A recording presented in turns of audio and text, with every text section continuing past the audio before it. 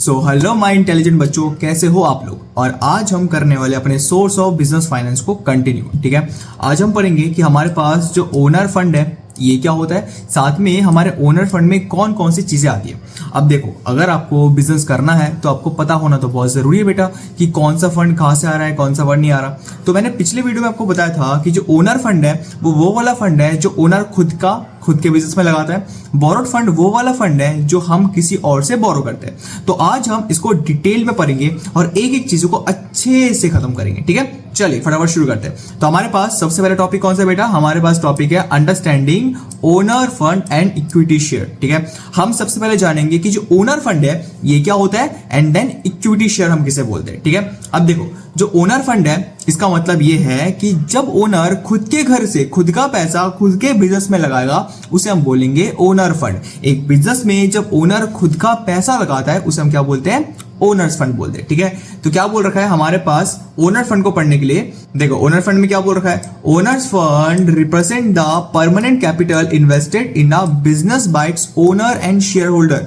Owner fund का मतलब होता है वो पैसा जो ओनर खुद के बिजनेस में खुद ही लगाता है। ठीक है, combined with profit that have been retained within the company। जब प्रॉफिट आएगा तो प्रॉफिट ले लेना। बेसिकली जो ओनर फंड है जब वो खुद की कंपनी में खुद पैसा लगाएगा और जब वही कंपनी पैसा कमाएगा तो ओनर जो है उसे प्रॉफिट लेगा। तो ओनर फंड मतलब होता है वो पैसा जो ओनर अपने बिजनेस में खुद लगाता है। बात समझिए, जैसे अगर मैंने एक बिजनेस खोला, ठीक है, हमारे पास एक लड़का चिंटू है। अब मान लो कि चिंटू ने एक धंधा खोला। अब उस धंधे में अगर उसने खुद अपने पॉकेट से पैसा लगाया उसे हम क्या बोलेंगे, ओनर फंड बोलेंगे। अब ओनर फंड में बेटा हमारे पास तीन चीजें आती है। सबसे पहले आता है हमारे पास इक्विटी शेयर जो सबसे ज्यादा इंपॉर्टेंट है। दूसरा हमारे पास आता है प्रेफरेंस शेयर। अब इक्विटी शेयर प्रेफरेंस शेयर क्या है क्या नहीं सब आगे पढ़ेंगे। और थर्ड हमारे पास आता है रिटेन अर्निंग। ठीक है, तो फर्स्ट इक्विटी शेयर, दूसरा हमारे पास है प्रेफरेंस शेयर, थर्ड हमारे पास है रिटेन अर्निंग। ठीक है, अब एक एक करके पढ़ेंगे। आज हो सकता है एक चीज पढ़ाऊं, कल फिर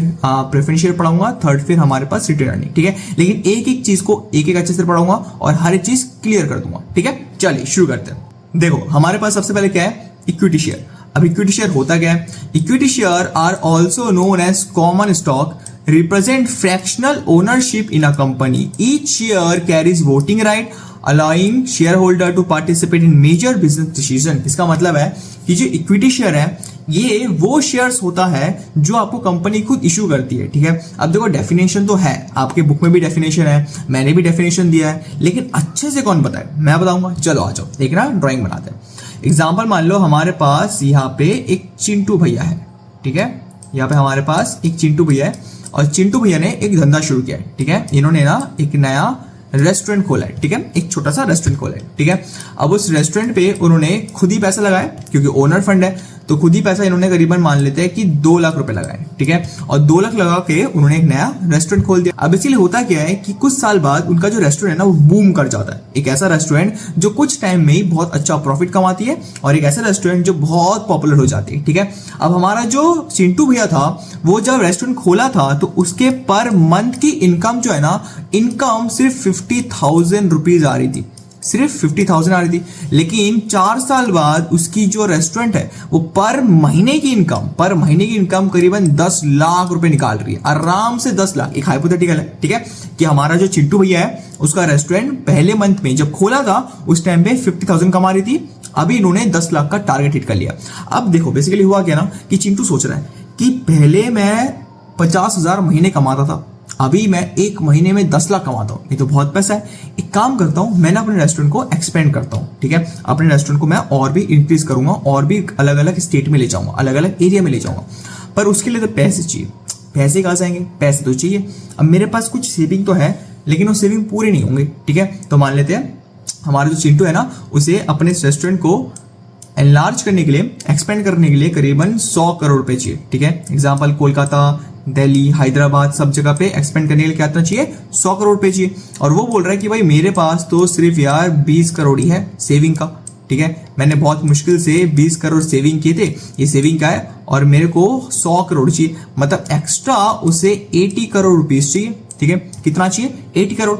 अब 80 करोड़ कहां से आएगा, ये तो बहुत बड़ी बात है। ठीक है, तो सोचता है कि 80 करोड़ किससे लूं, यार मम्मी पापा के पास तो होंगे नहीं, पर्सनल सेविंग तो होगा नहीं, बैंक तो लेगा नहीं, बैंक देगा भी नहीं, यार ये तो बहुत बड़ा पैसा है। क्या करूं क्या करूं क्या करूं। उसने सोचा कि अच्छा मैं इस कंपनी का इकलौता मालिक हूं। ध्यान से समझना मैं क्या बोल रहा हूं कि मैं इस रेस्टोरेंट का ना इकलौता मालिक हूं। अगर मैं अपने कुछ हिस्सेदारी, अगर मैं अपना ये जो 100% ओनरशिप मेरे पास है, अगर 100% ओनरशिप में से थोड़ा सा अगर मैं बेच दूं लोगों को तो कैसा रहेगा। तो उसने सोचा कि मेरे पास ये जो चिंटू है ना, चिंटू के पास करीबन 100% की ओनरशिप है, ठीक है, मतलब 100% का जो मालिक है वो चिंटू है। उसने सोचा कि अगर मैं इस 100 में से 40% जो ओनरशिप है अगर मैं उसे बेच दूं, अगर मैं लोगों को बेच दूं, नॉर्मल पब्लिक को बेच दूं तो कैसा होगा। उसने सोचा कि काम करते हैं, अपने रेस्टोरेंट का जो 40% शेयर है ना, 40% शेयर, अब देखो 100% में बहुत शेयर आते हैं, तो एग्जाम्पल के तौर पे 40% शेयर में मैं 40 शेयर रखता हूं, ठीक है। तो उसने सोचा कि मेरे पास 100% शेयर था, मतलब 100 शेयर मेरे पास थे, इसमें से मैं 40% शेयर बेच दूंगा, इसका मतलब 40 शेयर बेच दूंगा। मैं आपको समझाने के लिए 40 और 100 बता रहा हूं, बट हमारे रियल लाइफ में 100% शेयर में बहुत शेयर्स होते हैं, 40% में भी बहुत शेयर्स होते हैं। लेकिन बात यहाँ पे है, चिंटू सोच रहा है कि मेरे पास जो 100% शेयर है इस पे 100 ही शेयर है, इसमें से अगर मैं 40% बेच दूं, इसका मतलब अगर 40 शेयर में बेच दूं तो शायद मेरे पास पैसे आएंगे। कहां से आएंगे? स्टॉक मार्केट से आएगा। अब स्टॉक मार्केट क्या होता है? स्टॉक मार्केट एक ऐसा मार्केट है जहां पे कि हम लोग अपने कंपनी के शेयर्स को बेच सकते हैं, ठीक है। एज अ पब्लिक मैं दूसरों की कंपनी के शेयर को खरीद सकता हूं पैसे देके, और एज अ ओनर मैं अपने कंपनी के शेयर को बेच सकता हूं। अब जो चिंटू है वो सोचता है एक काम करते हैं, अपने जो 40 शेयर है ना इसे स्टॉक मार्केट में लिस्ट करा देते हैं, ठीक है। अपने जो शेयर है उसे मैं स्टॉक मार्केट में लिस्ट करा दूंगा। अब स्टॉक मार्केट में लिस्ट कराने के बाद जब वही लोग मेरे शेयर को खरीदेंगे तो मुझे उसके बदले पैसा मिलेगा, उसके बदले पैसा मिलेगा ना। तो बेसिकली हुआ क्या, हमारे जो चिंटू भैया है वो चिंटू भैया अपने इन 40 शेयर को स्टॉक मार्केट में कर देते हैं लिस्ट, ठीक है। कहां पे करते हैं? स्टॉक मार्केट में कर देते हैं लिस्ट, और इन्हीं स्टॉक मार्केट में करे हुए शेयर्स को हम कहते हैं इक्विटी शेयर। जो शेयर पब्लिक खरीदेगी और पब्लिक के खरीदने के बाद वो पैसा उनको मिल जाएगा, ठीक है। एक शेयर की वैल्यू अगर 10 रुपए होगी तो 2 शेयर खरीदने पे ओनर को 20 रुपए मिलेगा। अगर 100 शेयर खरीदा तो हमारे 1000 रुपए मिलेंगे, अगर 200 शेयर खरीदा तो 2000 रुपए मिलेंगे। ऐसे करके हमारा शेयर बिकता है, ठीक है। तो चिंटू ने सोचा कि मैं अपने 40 शेयर मार्केट में बेच दूंगा, मतलब स्टॉक मार्केट में बेच दूंगा, और जब लोग उनको खरीदेंगे तो उनका पैसा मेरे पास आएगा और मेरा जो शेयर है उनके पास चला जाएगा, ठीक है। तो अब हमारा चिंटू जो है ना वो 100% का मालिक नहीं है, अब वो सिर्फ 60% का मालिक है, ठीक है। बाकी के जो 40% है वो अब किसके हुए? वो अब हो गए हमारे नॉर्मल पब्लिक के, और वही शेयर जो नॉर्मल पब्लिक के पास है, वो शेयर्स जो हमारे नॉर्मल पब्लिक के पास है उन्हीं हम कहते हैं इक्विटी शेयर। बात समझिए, क्या कहते हैं? Equity share. और वो लोग जो शेयर को ले रहे हैं, वो लोग, वो पब्लिक जो शेयर को होल्ड कर रहे हैं उसे हम कहते हैं शेयर होल्डर, ठीक है। देखो क्या बोल रहा है, इक्विटी शेयर क्या होता है? इक्विटी शेयर एक कॉमन स्टॉक होता है किसी भी कंपनी का। बेसिकली वो रिप्रेजेंट करता है fractional ownership of a company, ठीक है। मतलब जहां पे 100% मालिक पहले चिंटू था, अभी 100% मालिक चिंटू नहीं है, अभी सिर्फ 60% मालिक चिंटू है। बाकी के 40% वो लोग जिन्होंने शेयर को खरीदा है, जिनको हम शेयर होल्डर बोलते हैं। एग्जाम्पल, वो शेयर मैंने खरीदा है, तो अगर 40 शेयर मैंने खरीद लिए तो अब चिंटू के रेस्टोरेंट का 40% मालिक कौन हुआ? मैं हुआ भैया, अमीर करोड़पति इंसान मैं हुआ, ठीक है। फिर क्या बोला है? हर एक शेयर के बदले आपको क्या बोलते हैं, शेयर तो मिलेगा लेकिन साथ में वोटिंग राइट भी मिलेगा, जिसको हम शेयर होल्डर कहते हैं। वो पार्टिसिपेट कर सकता है हमारे बिजनेस के मेजर डिसीजंस को, और आगे हमारी जो कंपनी की चीजें होगी उसमें भी वो पार्टिसिपेट कर सकता है, ठीक है। तो शेयर होल्डर वो इंसान जो शेयर को एक्वायर करता है, जो होल्ड करता है, और उसके पास क्या क्या फीचर्स होते हैं? वोटिंग राइट, साथ ही साथ हमारे क्या बोलते हैं उसको शेयर भी मिलता है, ठीक है। अब जो इक्विटी शेयर है ना, ये क्या दर्शाता है? फ्रैक्शनल ओनरशिप बेटा, ठीक है। मैंने अभी बोला ना, common stock representing your piece of a company, ठीक है। जैसे एग्जांपल देखो नीचे लिख रखा है कि buying 1000 share owing part of the company. इसका मतलब है किसी भी कंपनी का अगर आपने एक शेयर भी लिया होगा, अगर किसी भी कंपनी का आपने अगर एक शेयर भी लिया होगा तो आप उस कंपनी के इतने से भी मालिक जरूर हुए, ठीक है। अगर आप रिलायंस के एक शेयर भी लेते हो तो आप रिलायंस के 0.01% मालिक हो ये मान लो। अगर रेस्टोरेंट का भी आप 1% लेते हो, एक शेयर लेते हो, तो आप रेस्टोरेंट के 1% मालिक हो। देखो मेजोरिटी जो है वो चिंटू के पास है, मालिक वो भी है, लेकिन मालिक आप भी हो। बात समझ आई? बिकॉज उसका 1% शेयर आपके पास भी है। बात समझ आई? फिर क्या, वोटिंग राइट। देखो अब मालिक हो तो वोटिंग राइट तो मिलेगी, तो वोटिंग राइट भी होता है influence major decision in board election, ठीक है। मालिक हो तो आपके पास वोटिंग राइट भी होगा। प्रॉफिट शेयरिंग, अगर मालिक हो तो भाई प्रॉफिट भी शेयर होगा। एग्जाम्पल, हमारे पास चिंटू भैया के पास 60% है, 40% किन के पास है, एग्जाम्पल मेरे पास है, इसी करते एग्जाम्पल मेरे पास है, ठीक है। तो ये है कुणाल के पास और ये है हमारे चिंटू भैया के पास। अब एग्जाम्पल के तौर पे हमारे जो कंपनी है, जो रेस्टोरेंट है, वो 100 करोड़ कमाती है।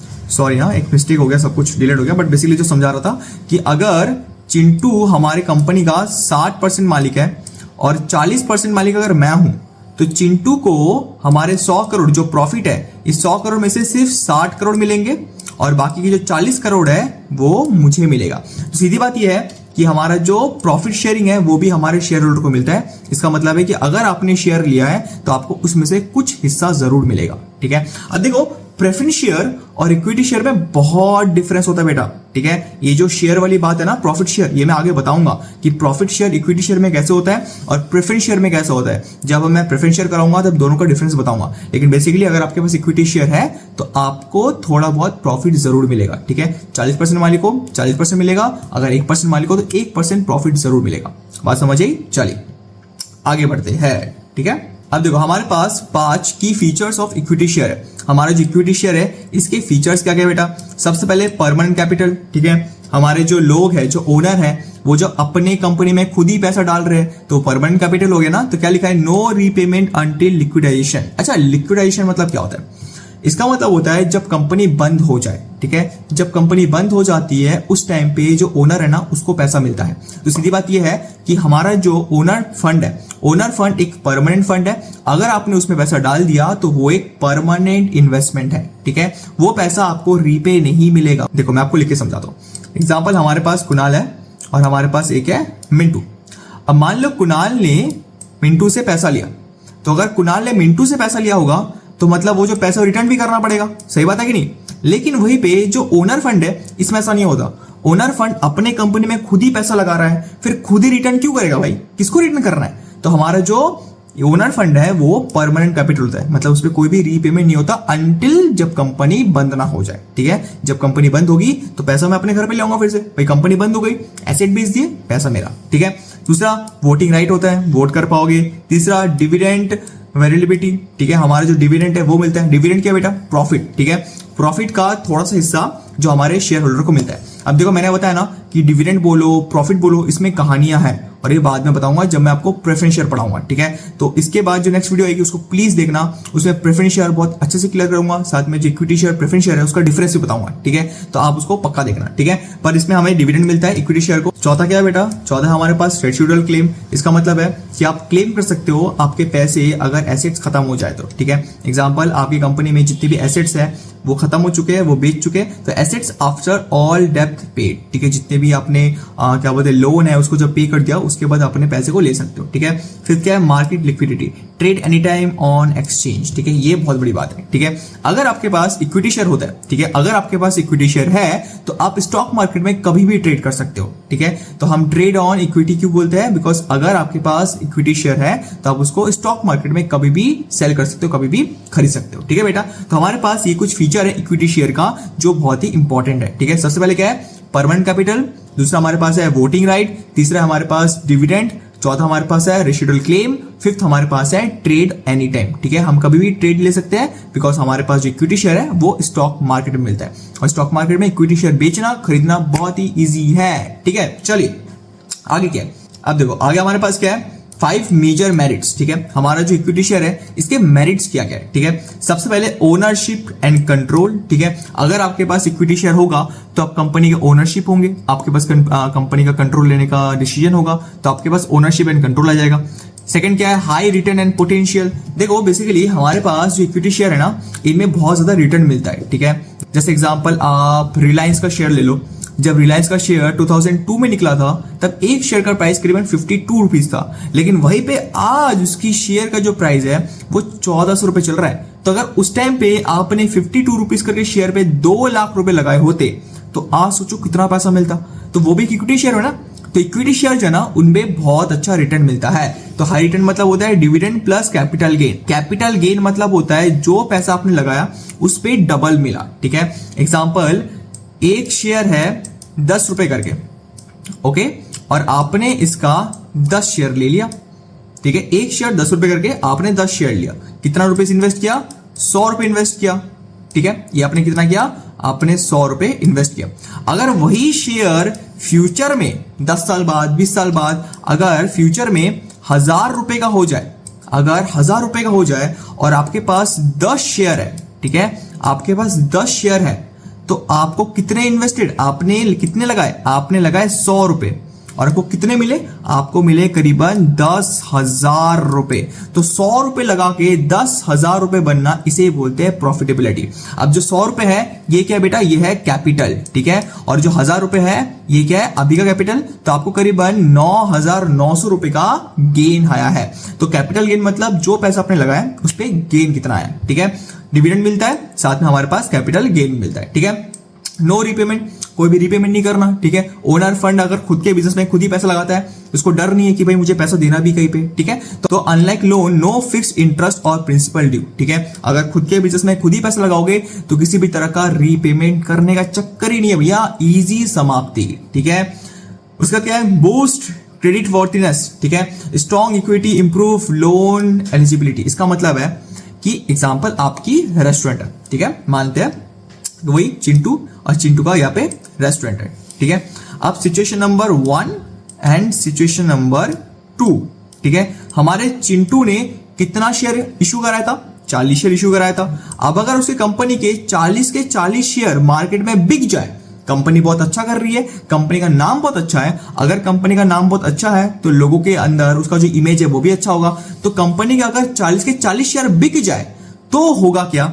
और अगर कंपनी का इमेज बहुत खराब है, बहुत ही घटिया निहायती खराब है, और 40 में से सिर्फ अगर 10 शेयर बिके, इसमें से अगर सिर्फ 10 शेयर बिके और बाकी के 30 ना बिके, तो क्या होगा? अब एक बात बताओ, अगर आप एक बैंक वाले हो और अगर आपके पास ये रेस्टोरेंट आती है और आपने देखा कि यार कंपनी ने 40 शेयर इशू कराए थे और 40 के 40 शेयर बिक गए, ये तो बहुत बढ़िया बात है, ये तो बहुत ही कमाल की बात है। मतलब जो कंपनी है वो ट्रस्टवर्दी है, कंपनी जो है वो बहुत अच्छी है, तो आप उसे लोन बहुत जल्दी दे दोगे। तो होगा क्या कि अगर आपकी कंपनी का जो शेयर इशू है अगर वो सारे बिक जाए और अगर कंपनी क्रेडिट वॉर्थिनेस हो तो आपको लोन बहुत जल्दी मिल सकता है। लेकिन वही आपने देखा कि कंपनी ने 40 शेयर इशू कराए थे, 10 शेयर बिके, 30 बिके ही नहीं अभी तक। यार ये तो बहुत अजीब बात है यार, मतलब 30 शेयर पड़े हुए, कोई खरीद नहीं रहा, लोगों का भरोसा ही नहीं कंपनी पे, कंपनी बेकार है, रेस्टोरेंट बेकार है। तो होगा क्या? आप बोलोगे नहीं भाई, जो लोग तुम्हें ही भरोसा नहीं कर पा रहे, जिस कंपनी पे पब्लिक ही भरोसा नहीं कर पा रही,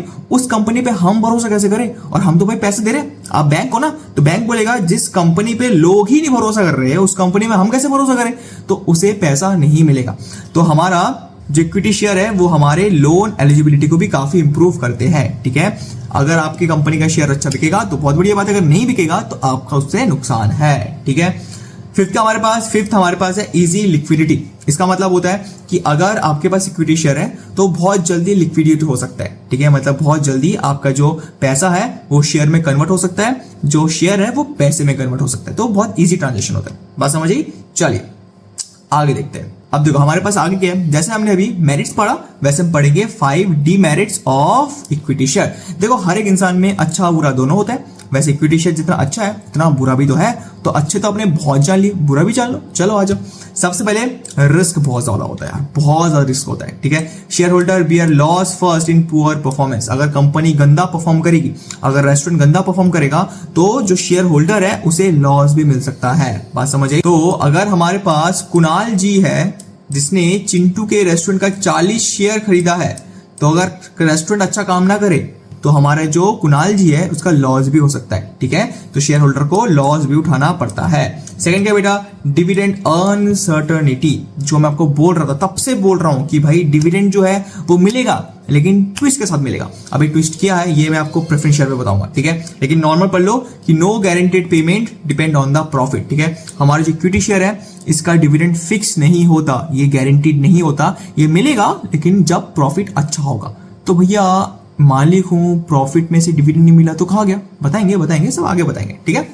इसके अंदर और भी सारी चीजें आती है, लाइक हमारे पास प्रेफरेंस शेयर आता है, हमारे पास रिटेन अर्निंग आती है, तो सभी चीज बताऊंगा, धीरे धीरे क्लियर कर दूंगा, ठीक है। बट अभी के लिए नो गारंटीड पेमेंट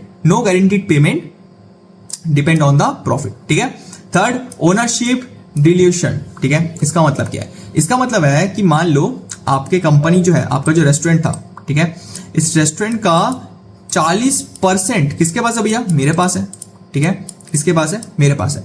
अब जो चिंटू है वो बोलते हैं कि मेरे को ना और पैसा चाहिए, ठीक है, मेरे को और पैसा चाहिए। तो मैं काम करता हूं, जो कुणाल है, जो मेरा एग्जिस्टिंग शेयर होल्डर है, उसको बोलता हूं कि भाई थोड़े और पैसे चाहिए, मैं अपने 10 शेयर और बेचने के लिए राजी हूं, ठीक है। उसके पास 60 थे, अभी बोल रहा है कि मैं 10 और बेचूंगा, तो कितने हो जाएंगे उसके पास? 50 हो जाएंगे। तो चिंटू बोलता है कि कुणाल, मैंने अपने 10 शेयर और बेचने के लिए राजी हूं, क्या तू पैसे लगाने के लिए राजी है? एक शेयर का दाम 1000 रुपए करके, तो 10,000 रुपए लगाने के लिए राजी है? अगर मैंने लगा दिए तो बहुत बढ़िया बात है, तो मैं अब 40 नहीं, अब मैं 50% का मालिक बन जाऊंगा। लेकिन अगर मैंने बोला कि नहीं भाई, मुझे तेरे कंपनी या तेरे रेस्टोरेंट का और शेयर नहीं चाहिए, तो वो बोलेगा ठीक है, मत लगा, मैं अपने शेयर स्टॉक मार्केट में फिर से लिस्ट करा दूंगा, 10 शेयर लिस्ट करा दूंगा। अब होगा क्या, जब वो 10 शेयर कोई और खरीद लेगा, तो अब हमारी कंपनी का 3 मालिक बन जाएगा। पहले मालिक कौन था? चिंटू, जो नॉर्मल मालिक था 60% के साथ, 40% के साथ कुणाल था। लेकिन अभी क्या हुआ, अपने चिंटू ने 10% किसी और को बेच दिया, तो अभी मालिक कौन है? पहले चिंटू